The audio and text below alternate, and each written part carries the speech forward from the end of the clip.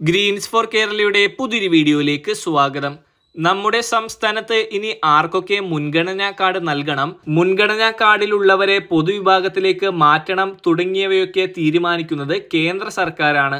രാജ്യത്തെ എല്ലാ ration card ഉടമകളെയും നിയന്ത്രിക്കാൻ കേന്ദ്ര സർക്കാർ മുന്നോട്ട് വരുമ്പോൾ സ്വാഭാവികമായും ജീവിത നിലവാരം ഉയർന്ന സാഹചര്യമുള്ള കേരളത്തിൽ മുൻഗണനാ കാർഡുകൾ നഷ്ടമാകുമെന്നാണ് പൊതുവിലയിരുത്തൽ. ഇതിന്റെ കൂടുതൽ വിവരങ്ങളിലേക്ക് കടക്കുന്നതിന് മുമ്പായി ചാനൽ ആദ്യമായി കാണുന്നവർ സബ്സ്ക്രൈബ് ചെയ്യുക, വീഡിയോ ഇഷ്ടമായ ലൈക്ക് കൂടി ചെയ്യുക.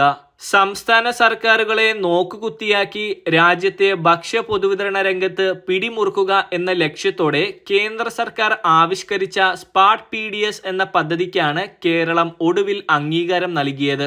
റേഷൻ കാർഡുകൾ ആധുനികവൽക്കരിച്ച് ഭക്ഷ്യ പൊതുവിതരണവും സംവരണവും എല്ലാ സംസ്ഥാനങ്ങൾക്കും ഏകീകൃത രീതിയിൽ നടപ്പാക്കുക എന്ന ലക്ഷ്യത്തോടു കൂടി ആവിഷ്കരിച്ച പദ്ധതിയാണ് കേരളത്തിലും നടപ്പാക്കാൻ പോകുന്നത്.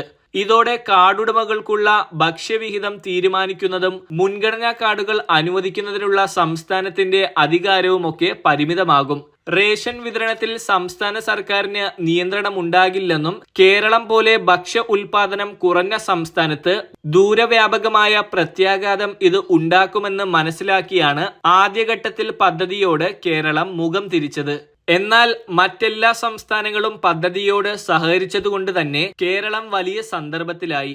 സഹകരിക്കപ്പെട്ടില്ലെങ്കിൽ കേരളത്തിലെ മുൻഗണനാ വിഭാഗത്തിൽ വരുന്ന 1,54,00,000 ജനങ്ങളുടെ റേഷൻ ഭക്ഷ്യവിതരണ ചിലവ് സംസ്ഥാനം ഏറ്റെടുക്കേണ്ടി വരുമെന്ന് കേന്ദ്ര മന്ത്രാലയം മുന്നറിയിപ്പ് നൽകിയതോടെയാണ് കേരളവും ഈ പദ്ധതിയിൽ ചേരാൻ തീരുമാനിച്ചത്. പദ്ധതിക്കായി നീക്കിവച്ച തുകയുടെ കേന്ദ്ര സംസ്ഥാന അനുപാതം 60-40%.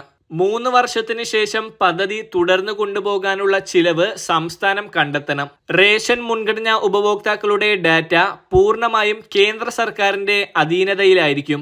ഇത് സംസ്ഥാന സർക്കാരിന്റെ വിവിധ സാമൂഹ്യ സുരക്ഷാ ക്ഷേമ പദ്ധതികളുടെ നടത്തിപ്പിനെ ബാധിക്കുമെന്ന ആശങ്കയും ഭക്ഷ്യവകുപ്പ് മുഖ്യമന്ത്രിയോട് അറിയിച്ചിട്ടുണ്ട്.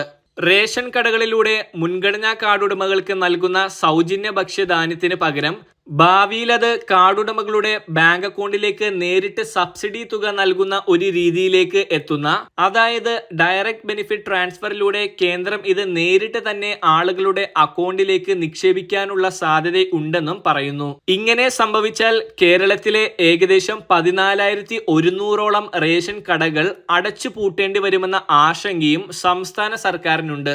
കേരളം ഈ പദ്ധതിയിൽ ഒപ്പുവെച്ചിരിക്കുകയാണ്. ഇനി കേന്ദ്രത്തിന്റെ അധീനതയിൽ നടക്കുന്ന പ്രവർത്തനങ്ങളുടെ കീഴിലായിരിക്കും റേഷൻ കടകൾ വരുന്നത്. ഇതിന്റെ 3 തിരിച്ചടികൾ ഇതൊക്കെയാണ്. വരും വർഷങ്ങളിൽ മുൻഗണനാ മാനദണ്ഡങ്ങൾ പുതുക്കുന്നത് കേന്ദ്ര സർക്കാരായിരിക്കും.